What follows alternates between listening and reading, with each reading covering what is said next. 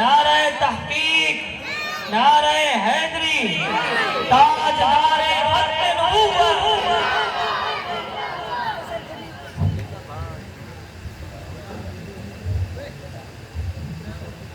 نحمده ونصلي ونسلم على رسوله الكريم اما بعد فاعوذ بالله من الشيطان الرجيم بسم الله الرحمن الرحيم انا نحن نزلنا الذکر وانا له لحافظون صدق اللہ العظیم۔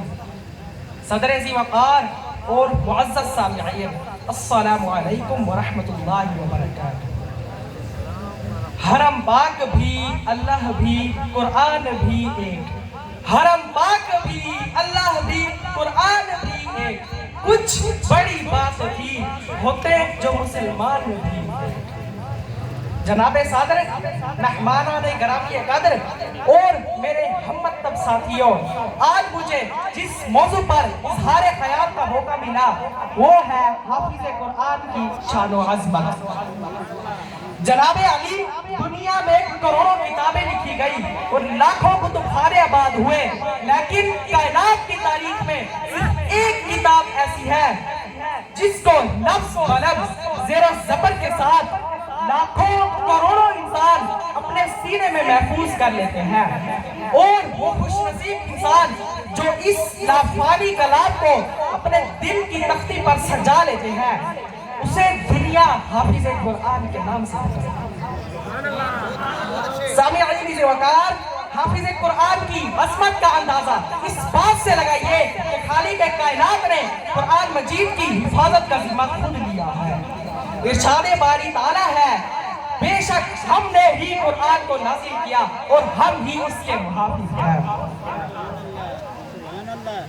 اور اللہ پاک اس کتاب کی حفاظت کے لیے کسی فرشتے کو زمین پر نہیں اتارتا، بلکہ ایک انسان کے سینے کو چن لیتا ہے۔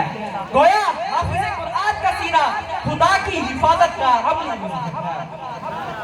حدیث پاک میں آتا ہے کہ بے شک حدیث پاک میں آتا ہے کہ تم میں سے بہترین شخص وہ ہے جو قرآن خود سیکھے وہ دوسروں تک پہنچائے، یعنی دوسروں کو سکھائے۔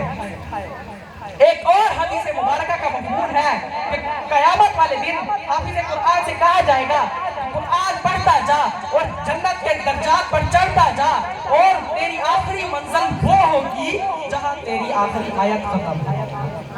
سبحان اللہ، جنت کے درجات کی بلندی کا معیار بھی حفظ قرآن کو بتا ہے۔ جناب والا، حافظ قرآن صرف اپنے لیے نہیں بلکہ اپنے پورے خاندان کے لیے نجات کا ذریعہ ہے۔ آپ صلی اللہ علیہ وسلم نے خوشخبری سنائی کہ قیامت والے دن حافظ قرآن کے والدین کو ایسا چمکدار تاج پہنایا جائے گا جس کی روشنی سورج کی روشنی سے بھی زیادہ تیز ہے۔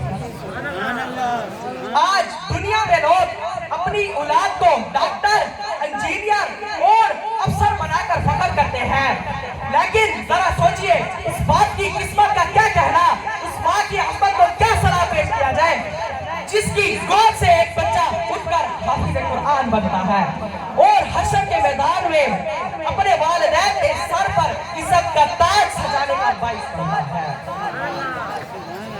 جناب والا، حفظ قرآن جہاں ایک بہت بڑا اعزاز ہے، وہی یہ ایک بہت بڑی ذمہ داری بھی ہے۔ حافظ قرآن کے سینے میں جو نور الہی موجود ہے، اس کا تقاضا یہ ہے کہ اس کا کردار بھی عام انسانوں سے مختلف ہو۔ اگر حافظ کے سینے میں قرآن ہو لیکن اس کی زبان پر جھوٹ ہو اور اس کے اخلاق میں کڑواہٹ ہو اور اس کی زندگی قرآنی احکامات کے خلاف ہو تو یہ اس عظیم نعمت کی ناقدری ہے۔ حافظ قرآن کا اٹھنا بیٹھنا، اس کا اخلاق اور اس کی دیانتداری ایسی ہونی چاہیے کہ لوگ دیکھ کر کہیں کہ یہ چلتا پھرتا انسان ہے۔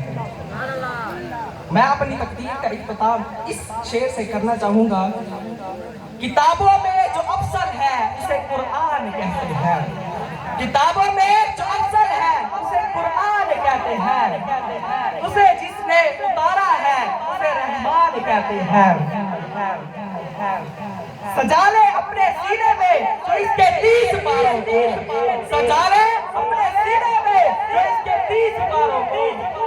ہمارے بھر میں اس کو حافظ قرآن کہتے ہیں. والسلام. ماشاءاللہ کیا بات ہے. آنکھوں سے محتاج ہونے کے باوجود بھی اللہ پاک نے اپنی عظیم کتاب کا علم عطا فرمایا ہے. آگے والے طالب علم تشریف لائیں گے.